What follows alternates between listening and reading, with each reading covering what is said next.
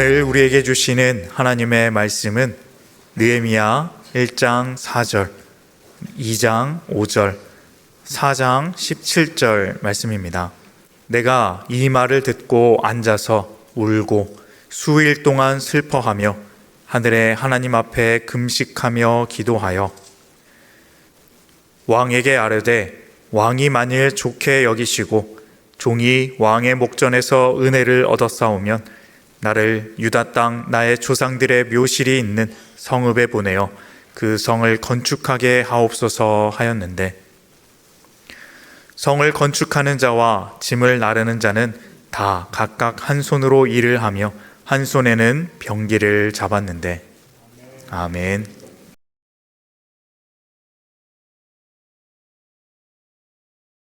느헤미야의 열정을 한마디로 말하면 거룩한 야성이라고 말할 수 있습니다. 여기서 말하는 야성은 길들여진 안락함을 거부하고 거친 현장으로 뛰어드는 힘을 말합니다.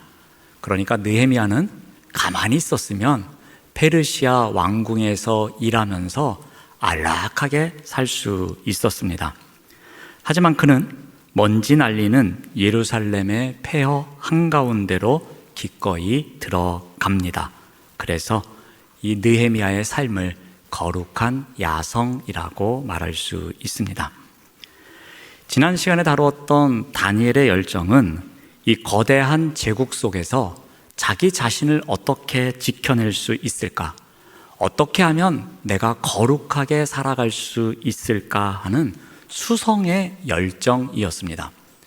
오늘 다루는 이 느헤미야의 열정은 이 자신의 탁월함을 무기로 삼고 이 무너진 공동체를 다시 세우기 위해서 대적과 맞서는 공격적 열정이라고 말할 수 있습니다. 자, 오늘 세 구절 말씀을 읽었습니다.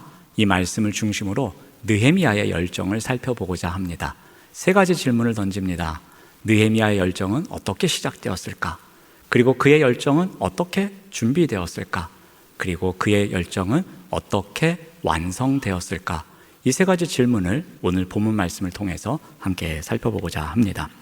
자, 첫 번째 질문입니다. 느헤미야의 열정은 어떻게 시작되었을까입니다. 느헤미야는 당시 페르시아 제국의 술 맡은 관원이었습니다. 이 자리는 술 따르는 자리가 아닙니다. 왕의 음식을 최종적으로 검토하는 자리입니다. 이 자리가 왜 이렇게 중요한가 하면은 그 시대의 암살은 대부분 독살이었습니다. 그래서 왕들은 자신이 가장 믿을 수 있는 사람, 최고로 신뢰하는 사람을 이 자리에 앉혔습니다. 그러한 느헤미야에게 어느 날 예루살렘에 대한 소식이 전해집니다. 느헤미야 1장 3절 말씀을 참고로 봅니다. 그들이 내게 이르되 사로잡힘을 면하고 남아있는 자들이 그 지방 거기에서 큰 환난을 당하고 능욕을 받으며 예루살렘 성은 허물어지고 성문들은 불탔다 하는지라. 자, 성문이 불탔습니다. 그리고 성벽이 무너져 있습니다. 그 시대에 그곳에 남아있던 사람들이 얼마나 처절하게 살아가고 있는지 묘사하고 있는 부분입니다. 이방 세력들이 쉽게 침략할 수 있습니다. 모든 것을 빼앗아갈 수 있습니다. 생명도 앗아갈 수 있습니다. 무방비 상태에 놓여 있음을 말합니다. 이 소식을 듣고 느헤미야는 어떻게 반응합니까? 1장 4절 말씀을 다시 봅니다. 내가 이 말을 듣고 앉아서 울고 수일 동안 슬퍼하며 하늘의 하나님 앞에 금식하며 기도하였다라고 기록하고 있습니다. 예루살렘의 소식을 듣고서 느헤미야는 거참 안 됐네, 불쌍한 사람들인데 이거 어떻게 하나, 그렇게 말로만 하지 않았습니다. 동정하는 마음만 갖지 않았습니다. 그는 수일 동안 슬퍼합니다. 눈물을 흘립니다. 더 나아가 하나님 앞에서 금식하며 기도하는 자리에 나아갑니다.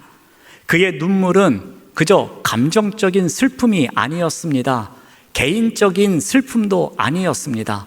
하나님의 마음에 공감하는, 그리고 하나님의 마음을 대리하는 통곡, 거룩한 탄식이었습니다. 바로 여기에서 느헤미야의 열정이 어떻게 시작되었는지를 알 수 있습니다. 바로 그의 열정은 눈물에서 시작된 것이었습니다. 세상은 아마도 그들을 향해서 손가락질 했을 겁니다. 너희들은 이제 끝났어. 회복할 수 없어. 성벽을 다시 재건할 수 없어. 하면서 절망적인 이야기만 했을 겁니다. 자, 그런데 느헤미야는 거룩한 야성을 갖고 있었습니다. 그 소식을 듣고서 어떻게 합니까? 눈물을 흘립니다. 함께 슬퍼합니다. 금식하며 무릎 꿇고 기도하는 자리로 나아갑니다. 느헤미야에게 들려온 예루살렘이 폐허가 되었다는 소식은 단 한 가지의 정보가 아니었습니다.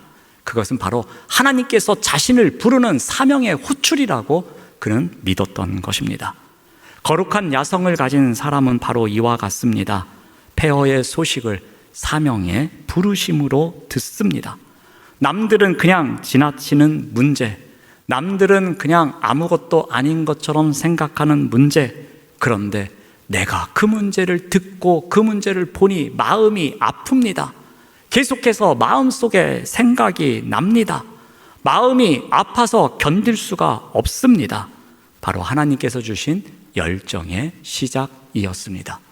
느헤미야의 열정의 시작이 바로 이러한 과정을 통해서 이루어집니다. 느헤미야의 열정이 눈물에서 시작된 것처럼 우리에게도 거룩한 눈물이 있어야 할 것입니다. 우리가 살아가는 삶의 자리에 다양한 성벽이 무너져 있습니다. 어떤 사람은 가정이라는 성벽에 금이 가 있기도 합니다. 어떤 사람은 신앙이라는 성벽에 균열이 생기기도 합니다. 어떤 사람은 사명이라는 성벽이 무너져서 이제는 절대로 재건할 수 없노라고 절망하는 사람도 있습니다. 그런데 중요한 것은 이러한 무너진 성벽을 외면하지 않는 것입니다. 그러한 성벽을 보며 마음이 아프고 눈물을 흘리는 것이 중요합니다. 하나님은 오늘도 우리에게 질문하십니다. 무엇이 너를 그렇게 아프게 하느냐? 무엇이 너의 눈물이 그렇게 흐르도록 하느냐? 하면서 우리에게 질문하십니다. 남들은 그냥 지나치는 아픔이 내 눈에는 자꾸 밟힐 때가 있습니다. 그렇다면 그것은 우리를 부르는 콜링입니다.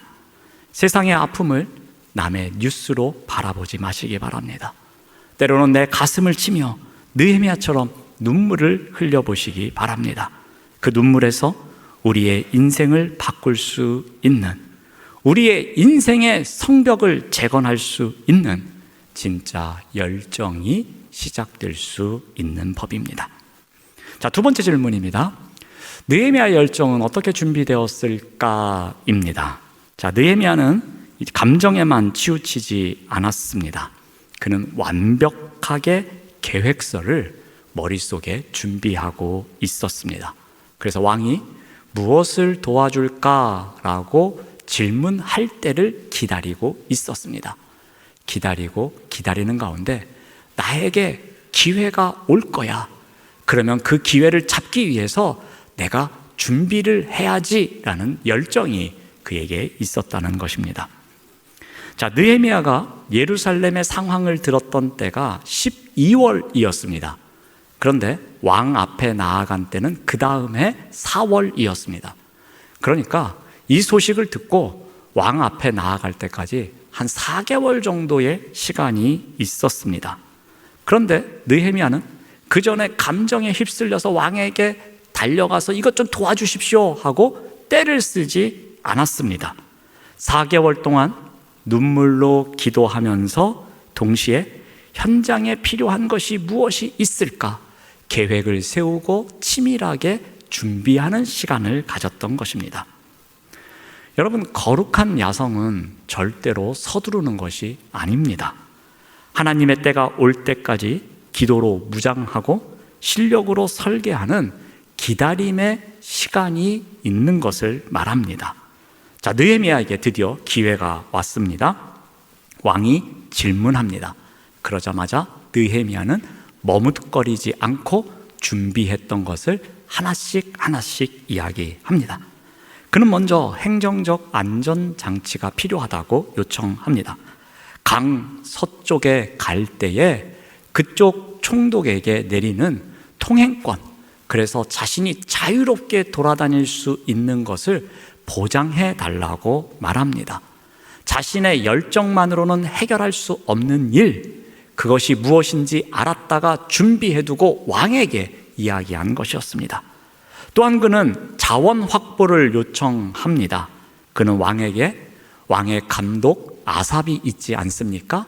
그 아삽에게 조서를 내려주십시오. 저에게 이 정도의 자원이 필요합니다. 그런 자원을 내주도록 아삽에게 조서를 내려주십시오 라고 구체적으로 말합니다. 느헤미야는 이 자재를 공급할 수 있는 관리가 누구인지 이름을 정확하게 이야기합니다. 그리고 그에게 필요한 것이 무엇인지를 조달해 줄 수 있도록 조서를 내려달라고 왕에게 요청하고 있습니다. 또한 왕이 묻습니다. 공사기간이 얼마나 되겠느냐? 너는 언제쯤 이곳으로 돌아올 수 있느냐? 이렇게 묻습니다. 그때 느헤미야는 머뭇거리지 않습니다. 적당히 둘러대지 않습니다. 제가 언제쯤 돌아올 수 있습니다. 이렇게 답합니다. 그것은 먼저 계산이 되었다는 것입니다. 이 정도의 성벽을 재건하는 데는 어느 정도의 일꾼이 필요하며 어떠한 자재가 있어야 되며 그러면 어느 정도의 기간을 통해서 이 성벽을 완공할 수 있다는 계산이 이미 끝난 것입니다.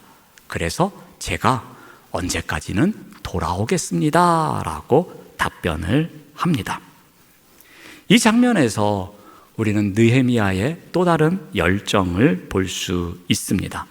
그는 하나님께서 기회를 주실 때에 글쎄요, 저는 잘 모르겠는데요, 저보고 어떻게 하라는 건가요?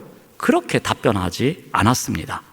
그는 기도의 응답을 위해서 정확하게 숫자와 명단으로 된 계획서를 준비했습니다. 거룩한 야성은 무모하게 달려드는 것이 아닙니다. 가슴은 뜨겁되 머리는 차갑게 준비가 되는 것을 이야기합니다. 이것이 바로 느헤미야가 갖고 있었던 거룩한 야성이었습니다. 자, 드디어 느헤미야가 예루살렘에 도착합니다. 그런데 느헤미야가 어떻게 합니까? 만약에 우리였으면은 이 정도의 조서를 가지고 가고 이 정도의 재물을 가지고 간다면 여러분 모이십시오. 제가 여러분에게 아주 중요한 이야기를 하겠습니다 하면서 비전 선포하고 사람들을 모아서 뭐 환영식을 한다든지 뭔가 세리머니를 할 생각이 있을 겁니다. 자, 그런데 느헤미야는 어떻게 합니까? 전혀 다른 선택을 합니다. 느헤미야 2장 12절 말씀을 봅니다. 내 하나님께서 예루살렘을 위해 무엇을 할 것인지 내 마음에 주신 것을 내가 아무에게도 말하지 아니하고 밤에 일어나서 밖으로 나갑니다. 그는 도착하자마자 어떠한 행사도 하지 않습니다. 사람들을 불러 모으지도 않습니다. 먼저 비전을 선포하지도 않습니다. 대신 밤에 아무도 모르게 무너진 성벽을 직접 돌면서 실태를 조사합니다. 현장 답사를 먼저 완벽하게 소화해냅니다. 성경은 그 성벽길이 짐승조차도 지나다니기 힘든 길이라고 했습니다. 그런데 그 길을 직접 거닐면서 도대체 상황이 어떠한지를 정확하게 분석합니다.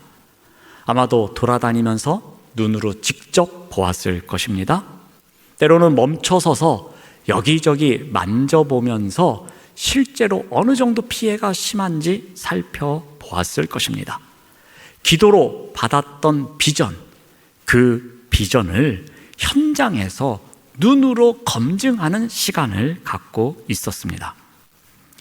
거룩한 야성은 탁상 위에서 결제하는 행정이 아닙니다. 현장으로 가서 그 현장의 먼지를 직접 만지는 자리에서 이 거룩한 야성이 완성되는 법입니다. 느헤미야는 모든 것을 본 뒤에 이야기를 시작합니다. 모든 데이터를 확보하고 난 이후에, 본인이 직접 돌아보고 확인하고 난 이후에 사람들을 모이게 합니다. 그리고 비전을 선포합니다. 여러분, 우리 함께 이 성벽을 재건합시다. 우리는 할 수 있습니다. 라고 비전을 선포합니다. 그래서 이 느헤미야의 거룩한 야성은 무모하지 않습니다. 그는 기도는 뜨겁게 했지만 기획은 치밀하게 움직이는 힘을 갖고 있었습니다. 여러분, 여기서의 이 치밀함은 불신이 아닙니다. 하나님을 믿지 못해서 자신이 직접 현장에 가서 조사하고 면밀히 살폈던 것이 아닙니다. 느헤미야는 하나님께서 주신 기회, 이 기회를 놓칠 수 없었기에 충성을 다해서 성실한 마음으로 내가 직접 가서 더 살펴보고 또 살펴보겠다는 마음으로 그 성벽을 돌아보았던 것입니다. 이러한 그의 야성이 정교함과 만나서 더 큰 파괴력을 가져올 수 있었던 것입니다. 느헤미야는 4개월 동안 기도로 무장합니다. 동시에 자제 목록과 조서를 준비하는 열정을 보입니다. 또한 그가 현장에 도착했을 때 모두가 잠든 밤에 그 폐허길을 직접 걸으면서 그 상황을 정확하게 파악합니다. 입으로만 비전을 선포하지 않았습니다. 그 비전을 선포하기 전에 본인이 다시 한번 확인하고 또 확인하는 가운데 이 현장의 아픔이 얼마나 큰지 그 상황을 정확하게 살피며 준비하는 자리로 나아갑니다. 이것이 바로 느헤미야의 열정이었습니다. 하나님이 주신 비전을 구체적인 실행으로 옮기기 위해서 그는 열정을 더하는 삶을 살았던 것입니다. 이러한 열정이 우리에게도 있어야 합니다. 막연하게 잘 되게 해주세요 라고 기도하는 수준을 이제는 뛰어넘어야 합니다. 내가 변화시키고 싶은 영역이 있다면, 그래서 그 무너진 성벽을 보고 눈물 흘리는 곳이 있다면 조용히 그 현장으로 들어가서 관찰해보는 시간을 가져보시기 바랍니다. 내 생각만으로, 내 비전만으로, 내가 받은 정보만으로 판단하는 것이 아니라 느헤미야처럼 발로 직접 뛰면서 무엇이 정말로 무너져 있는지, 어디에 금이 가 있는지, 무엇이 문제인지를 알아가고 준비하는 침묵의 시간이 우리에게 있어야 할 것입니다. 그래서 왕이 느헤미야에게 물어보았을 때에 정확히 답변할 수 있었던 것처럼 우리 또한 하나님께서 오늘 나에게 내가 너를 위해서 무엇을 해줄까라고 물어보실 때에 하나님, 제가 준비한 것이 있습니다. 제가 인생의 목적에서 이러한 부분을 이렇게 준비했습니다. 하나님, 지금 성벽이 갈라지고 있는데 이것이 문제입니다 라고 면밀하게 자세하게 이야기할 수 있는 준비가 우리에게 되어 있어야 한다는 것입니다. 내 삶의 목적과 필요한 도움을 명확히 정리해 두는 것이 거룩한 야성을 가진 자의 열정이라는 것을 기억하시기 바랍니다. 자, 마지막 질문입니다. 느헤미야의 열정은 어떻게 완성되었을까입니다. 자, 성벽 재건이 시작됩니다. 어떠한 일이 일어났겠습니까? 대적자들이 방해하기 시작합니다. 여기저기에서 다양한 방법으로 느헤미야와 그의 백성들이 성벽을 재건하지 못하도록 합니다. 가장 먼저 찾아온 것이 조롱이었습니다. 우리 느헤미야 4장 3절 말씀을 봅니다. 암몬 사람 도비야는 곁에 있다가 이르되 그들이 건축하는 돌 성벽은 여우가 올라가도 곧 무너질 거야 라고 조롱합니다. 이것은 느헤미야가 갖고 있었던 사명에 대한 조롱이었습니다. 너희들의 그 열정으로는 성벽을 재건할 수 없어. 너희들의 힘으로는 아무것도 할 수 없어. 여우가 올라가도 무너지는 정도야 하면서 조롱하고 있습니다. 이 조롱은 상대방의 길을 완전히 꺾기 위한 방법이었습니다. 하지만 이 조롱이 먹히지 않습니다. 그러자 다음 단계에 들어갑니다. 그것은 바로 너희들을 다 살해하겠다는 위협이었습니다. 느헤미야 4장 8절 말씀을 봅니다. 다 함께 꾀하기를 예루살렘으로 가서 치고 그곳을 요란하게 하자라고 대적자들이 말합니다. 이제는 말에서 끝나지 않습니다. 조롱에서 끝나지 않습니다. 손가락질에서 끝나지 않습니다. 직접 그들이 칼을 들고 와서 생명을 위협하겠노라고 말합니다. 비난이 칼로 바뀌는 순간입니다. 여기서도 끝나지 않습니다. 이제 그들은 교묘한 방법을 씁니다. 바로 가짜 뉴스를 퍼뜨리는 것이었습니다. 느헤미야 6장 6절 말씀을 봅니다. 그 글에 이르기를 이방 중에도 소문이 있고 가스무도 이런 이야기를 하더라라고 합니다. 근거 없는 소문이 퍼지기 시작합니다. 출처불명의 이야기들이 나오기 시작합니다. 마치 진실인 것처럼 퍼집니다. 의도를 왜곡하는 프레임으로 네가 반역을 일으키려고 이러한 일을 하는구나 하면서 정치적인 의도까지 나타냅니다. 느헤미야는 이 모든 공격 앞에서 어떻게 합니까? 도저히 성벽을 재건 못하겠습니다 하면서 포기합니까? 그 가던 길을 멈춰 섭니까? 절망하고 좌절해서 그 자리에서 주저앉습니까? 그렇지 않습니다. 그는 계속해서 기도합니다. 그리고 그들을 경계합니다. 그러면서도 그는 계속해서 그 성벽을 재건해 갑니다. 심지어 이렇게 백성들에게 말합니다. 느헤미야 4장 17절 말씀입니다. 성을 건축하는 자와 짐을 나르는 자는 다 각각 한 손으로 일을 하며 한 손에는 병기를 잡았다라고 기록하고 있습니다. 느헤미야는 이 방해 세력 때문에 공사를 중단하지 않습니다. 기도만 하고 손 놓고 있지도 않습니다. 기도하면서 성벽 재건을 하면서 그런 가운데도 경계를 늦추지 않습니다. 그는 삶의 현장에서도 영적 전쟁을 수행하는 열정을 보여줍니다. 느헤미야는 어떠한 공격에도 흔들리지 않습니다. 대적들이 침공을 하려고 합니다. 그러자 느헤미야는 백성들에게 한 손으로는 일을 하지만 한 손에는 무기를 들고 준비하십시오라고 당부합니다. 그런데 말로만 하지 않습니다. 본인이 앞장서서 솔선수범합니다. 느헤미야 본인과 부하들은 옷을 벗지 않습니다. 그리고 잠을 자지도 않습니다. 심지어 물을 기르러 갈 때도 무기를 들고 갑니다. 그만큼 깨어 지키고 있습니다. 그런데 더 놀라운 일이 일어납니다. 리더들만의 일이 아닙니다. 이 일이 온 백성들에게 영향을 줍니다. 느헤미야 4장 23절 말씀을 봅니다. 나나 내 형제들이나 종자들이나 나를 따라 파수하는 사람들이나 우리가 다 우리의 옷을 벗지 아니하였으며 물을 기르러 갈 때에도 각각 병기를 잡았노라라고 말합니다. 느헤미야는 52일 동안 옷도 벗지 않았습니다. 아마도 잠도 제대로 자지 못했을 것입니다. 계속해서 긴장감이 밀려옵니다. 그럼에도 불구하고 한 손으로는 일을 하면서 한 손으로는 무기를 들고 경계를 늦추지 않으면서 그 현장의 자리를 지켜냅니다. 리더가 보여준 불꽃 같은 열정은 지쳐있던 백성들의 가슴에 다시 야성을 불어넣습니다.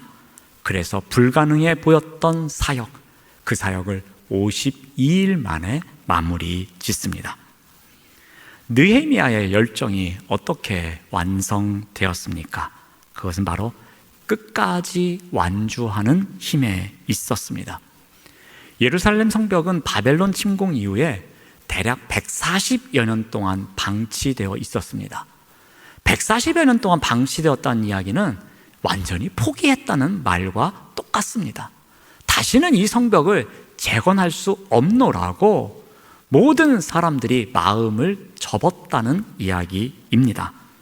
누구도 엄두 낼 수 없는 엄청난 사역이었습니다. 그런데 그 거대한 과업에 마침표를 찍습니다. 어떻게 가능했습니까?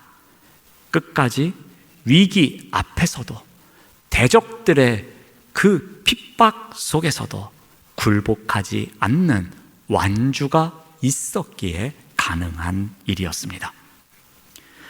우리가 사명을 중간에 포기하는 이유가 어디에 있겠습니까? 대부분의 사람들은 말합니다. 환경이 잘 안 좋아서요, 상황이 좀 어려워서요, 제가 좀 힘들어서요 라고 말을 합니다. 그런데 진짜 중요한 이유는 마음에 있습니다. 마음이 상해서, 마음이 상처를 받아서, 누군가에게 안 좋은 소리를 들어서 그 마음이 불편해서 이 사명의 자리를 완주하지 못하는 경우가 많습니다. 그러므로 무엇이 필요하겠습니까? 낙심케 하는 말을 들었을 때에 즉각적으로 반영하고 반응하고 변명하는 시간을 최대한 줄이는 것이 필요합니다. 그 소리에 응답하는 대신에, 그 소리 때문에 끙끙 시간을 보내는 대신에, 하나님, 이것은 하나님의 일을 멈추게 만드는 대적들이 하는 일임을 제가 생각해 봅니다. 하나님, 이것은 제가 이 사명을 완주하지 못하도록 방해하는 것입니다 라고 선포하는 것이 우리에게 우선 있어야 합니다. 그런 선포가 있어야 하지만 우리가 다시 그 하던 자리로 돌아갈 수 있는 법입니다. 느헤미야는 일을 멈추지 않으면서도 어떻게 했습니까? 한 손에 병기를 들고 있었습니다. 이것은 일상의 삶 속에서 영적 전쟁이 별개가 아님을 상징적으로 드러내는 것이기도 합니다. 그러므로 우리 또한 어떻게 해야겠습니까? 우리에게도 영적인 무기가 있어야 할 것입니다. 기도라는 영적인 무기를 갖고 그 일상에서 우리가 사명을 감당하지 못하도록 우리의 마음을 힘들게 하는 것이 있다면 그 무기로 물리쳐야 할 것입니다. 하나님, 제 일상 가운데 이러한 일이 저의 마음을 힘들게 합니다. 그래서 저로 하여금 계속해서 무너지고 포기하게 만듭니다. 제 무기를 들고 그것을 이겨낼 수 있도록 도와주십시오 하는 우리의 기도라는 무기를 우리가 활용해야 할 것입니다. 그래야 어려움 앞에서 굴복하지 않고 완주하는 열정이 생기는 것입니다. 자, 오늘은 느헤미야의 열정을 살펴보았습니다. 다시 정리해 봅니다. 느헤미야의 열정이 어떠했습니까? 눈물로 시작했습니다. 그리고 기도와 준비로 다듬어 갑니다. 그리고 어떠한 방해 앞에서도 멈추지 않는 완주로 완성시킵니다. 이 모든 것을 꿰는 한 단어가 있습니다. 그것이 바로 거룩한 야성입니다. 사랑하는 여러분, 거룩한 야성은 흥분하는 것이 아닙니다. 거룩한 야성은 소리 지르는 것이 아닙니다. 거룩한 야성은 분노하는 것이 아닙니다. 거룩한 야성은 내가 힘이 세다고 그 힘으로 해결하는 것도 아닙니다. 잠깐 불타오르고 사라지는 감정도 아닙니다. 거룩한 야성은 하나님의 아픔 앞에서 그 아픔을 공감하며 눈물 흘릴 줄 아는 것입니다. 거룩한 야성은 하나님의 기회 앞에서 준비가 되는 것을 말합니다. 거룩한 야성은 하나님의 사명 앞에서 끝까지 물러서지 않는 영적인 근력을 말합니다. 이와 같은 거룩한 야성으로 열정을 더하며 살아가시는 우리 모두가 되시기를 바랍니다. 기도하겠습니다. 하나님, 감사합니다. 무너진 성벽 앞에서 외면했던 우리의 삶을 용서하여 주시옵소서. 느헤미야에게 부어주신 그 거룩한 야성을 오늘 우리에게도 부어주시기를 간절히 소망합니다. 느헤미야처럼 주님의 아픔 앞에서 울게 하옵시고 주님의 기회 앞에서 준비된 사람이 되게 하옵시며 조롱과 방해 속에서도 멈추지 않고 기도하며 깨어 있으며 끝까지 나아가는 열정을 갖게 하여 주시옵소서. 예수님의 이름으로 기도드립니다. 아멘.